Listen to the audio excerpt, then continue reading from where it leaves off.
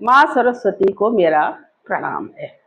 आज मैं आपको हाथों की लकीरों के विषय में कुछ बताऊंगी। हाथों की लकीरों में जो लिखा रहता है वो ईश्वर लिखते हैं, लेकिन उसको, जिसको हम भाग कहते हैं, लेकिन उसको हम अपने कर्मों से बदल भी सकते हैं।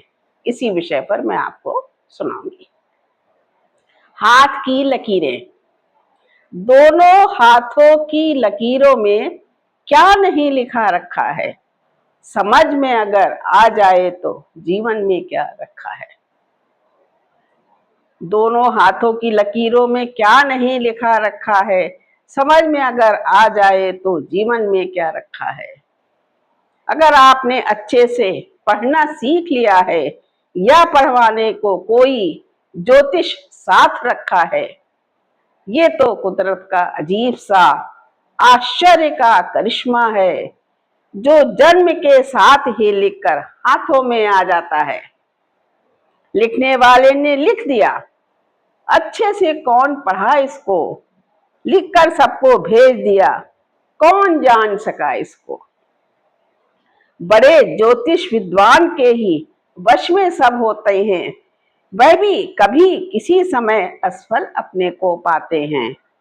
छोटी छोटी बातें तो हाथ से ही बता देते हैं, जिनको हम खेल समझकर यूं ही सुना देते हैं।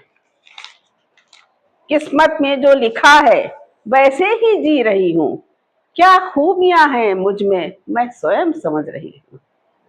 चाहे कोई बताए या ना ही कोई बताए, फिर भी विश्वास में रहकर ये कह रही हूँ। लकीरें पढ़ नहीं सकती, बड़ी ही अज्ञान हूँ, पर इन्हीं हाथों से कुछ हिम्मत जुटा रही हूँ। जब दृढ़ संकल्प करके कुछ क्रियाशील होकर रेखाओं को बदलने की कोशिश भी कर रही हूँ। लिखी लकीरों को हाथ में जो तुम साथ लाए हो, गहरी चाहे जितनी भी हो तुम ही बदल पाए हो। लिखी लकीरों को हाथ में जो साथ तुम लाए हो, गहरी चाहे जितनी भी हो तुम ही बदल पाए हो।